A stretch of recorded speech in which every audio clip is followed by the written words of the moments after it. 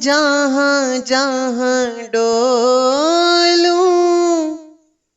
सो परिक्रमा, जो जो करूं सो पूजा रे, जो कुछ खाऊं भोग तेरा है, जो कुछ खाऊं भोग तेरा है, मुझ में और न दूजा रे साधो, सहज समाधि भली है, साधो सहज समाधि भली है।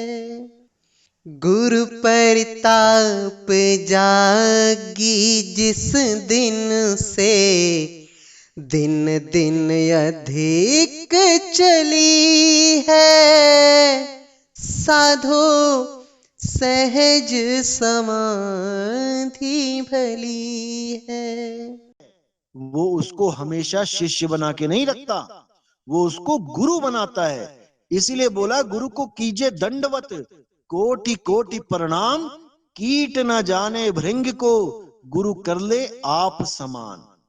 जो गुरु यहाँ पे दुनिया में बैठे हैं और जो केवल चेला बनाने के लिए इस दुनिया में आए हैं, वो अधूरे गुरु हैं। जो गुरु इस दुनिया में आता है आपको गुरु बनाने के लिए, वही पूर्ण गुरु है।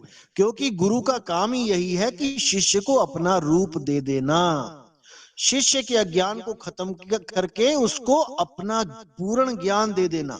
और जब पूर्ण ज्ञान शिष्य के पास आ जाता है तो वही पूर्ण गुरु हो जाता है। लेकिन कब? जब वो अवस्था बदल जाती है। इसलिए बोला कोटि तो ब्रह्मा भय और कोटि भय ईश, साहिब तेरी बंदगी से जीव बड़े जगदीश। ये जीव ही जगदीश हो जाता है उस सच्चे मालिक की सच्ची भक्ति करने से, लेकिन किसी और की नहीं, अपनी ही आत्मा का मंथन करना पड़ेगा। ज्यों तिल माही तेल है, ज्यों चकमक में आग, तेरा साईं तुझ में है, जाग सके तो जाग। अब जब मेरा साईं मुझ में है तो मैं किसको ढूंढूं? सबसे पहले मुझे खुद को ढूंढना पड़ेगा कि मैं हूं क्या। क्या मैं ये शरीर हूं? 2 हाथ 2 पैर 2 आंखें 1 नाक 2 कान? कभी भी नहीं, क्योंकि इस शरीर को तो मैं एक दिन त्याग दूंगा। तो जब मैं खुद शरीर नहीं हूं तो मेरा गुरु शरीर कैसे हो सकता है? मेरा परमात्मा शरीर कैसे हो सकता है? तो इस चीज को जब तक आपने नहीं समझा, जब तक आप खुद को भी एक आदमी समझते रहोगे, इंसान समझते रहोगे, और अपने भगवान को भी इंसान समझते रहोगे। इसीलिए गीता में कहा, हे अर्जुन, वो मूर्ख लोग हैं जो मुझे एक आदमी की भांति जानते हैं, वो मेरे यथार्थ रूप को नहीं जानते, वो मुझे तत्व रूप से नहीं जानते कि मैं क्या तत्व हूं, वो मुझे इंसानों की भांति जन्मता और मरता समझते रहते हैं, जबकि मैं अजन्मा हूं, मैं ही अजन्मा हूं। लेकिन कोई सिद्ध करके दिखाए कि अजन्मा है, कैसे अजन्मा कहेंगे? क्योंकि द्वापर में तो वो आए हैं और द्वापर के बाद चले गए।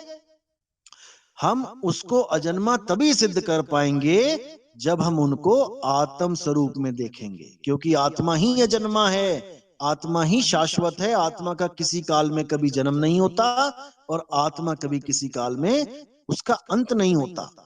उस स्वरूप में जब हम अपने भगवान, अपने परमात्मा को देखेंगे तो हम भी वही स्वरूप में आ जाएंगे, क्योंकि हम भी उसी के अंश मात्र हैं। ईश्वर अंश जीव अविनाशी, तो जो ईश्वर है वही उसका अंश है। सोने की खान में से क्या निकलेगा? सोना ही निकलेगा। कोयले की खान में से क्या निकलेगा? कोयला ही निकलेगा।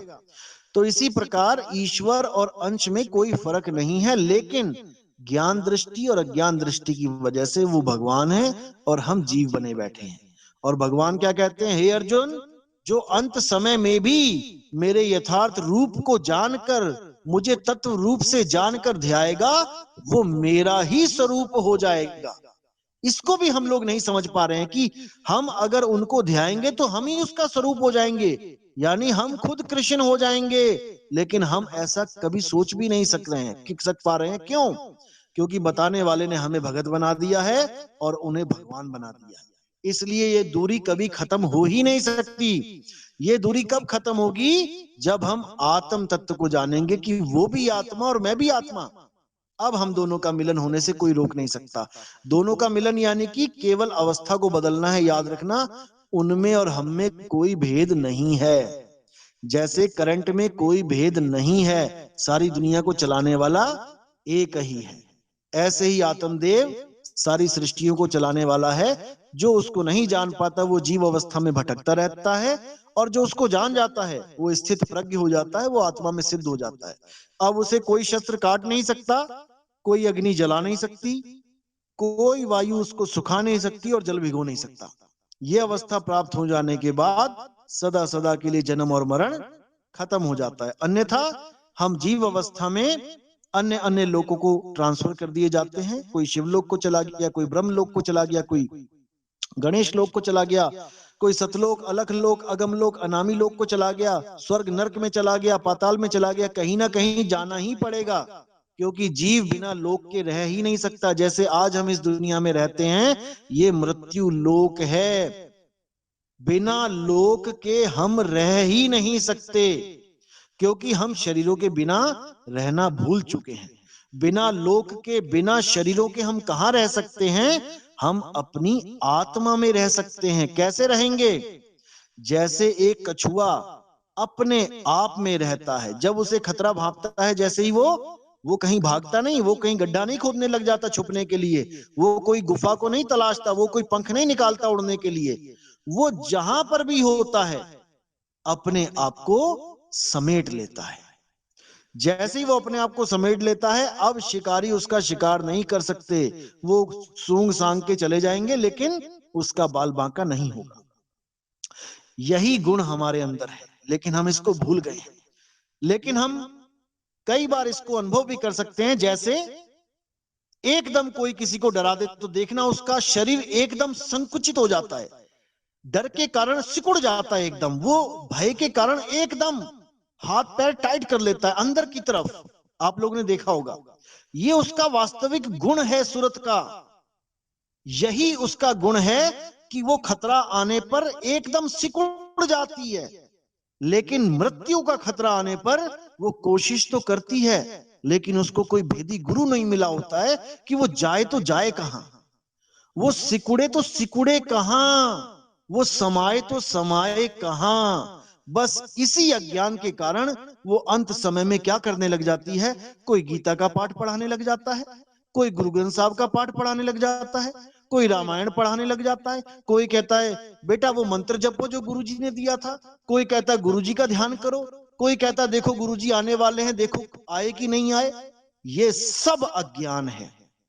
जब आत्मदेव, जब ये जीव इस शरीर को छोड़ने लगता है, तब उसे केवल और केवल आत्मज्ञान ही बचा सकता है, क्योंकि वो अपने आप को ऐसे सिकोड़ लेता है जैसे एक कछुआ अपने आप में सिकुड़ जाता है। और वो जीव कहां जाएगा?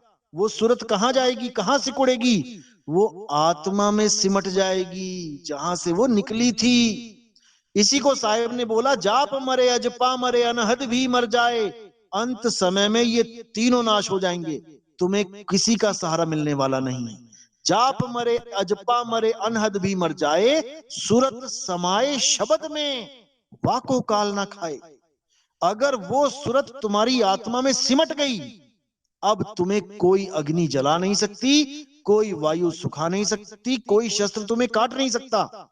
लेकिन ये सब तुम्हें तब मिलेगा जब तुम्हें कोई आत्म ज्ञानी गुरु मिल जाएगा, कोई शब्द का भेदी गुरु मिल जाएगा। शब्द यानी आत्मा, क्योंकि शब्द के सहारे ही सृष्टि चल रही है, बिना शब्द के सृष्टि नहीं चल सकती। यानी आत्मा के सहारे ही सारी सृष्टि चल रही है, आत्मा के बिना सृष्टि नहीं चल सकती। इसलिए हमें केवल आत्म ज्ञान में रहना है। बाकी जो कुछ भी चल रहा है उसको चलने दो, उसको हम और आप बदल नहीं सकते, कोशिश भले करते रहो। लेकिन ये काल की नगरी है, यहाँ पर मौत का तांडव चलता ही आया है, चलता ही रहेगा। कल प्लेग से मरे थे, उसके बाद हैजे से मरे, उसके बाद अब कोरोना से मर रहे हैं, फिर कोई नया आ जाएगा, फिर मरेंगे। मुद्दा ये नहीं है, मुद्दा ये नहीं है कि कोरोना से कैसे बचें, प्लेग से कैसे बचें। अरे किससे बचना चाहते हो?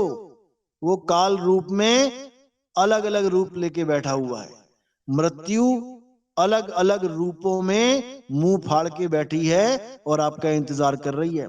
आप कोरोना से बच गए, आप कल को एक्सीडेंट में मारे जा सकते हो, आप पानी में डूब के मर सकते हो, आप कैसे भी मृत्यु को प्राप्त कर सकते हो।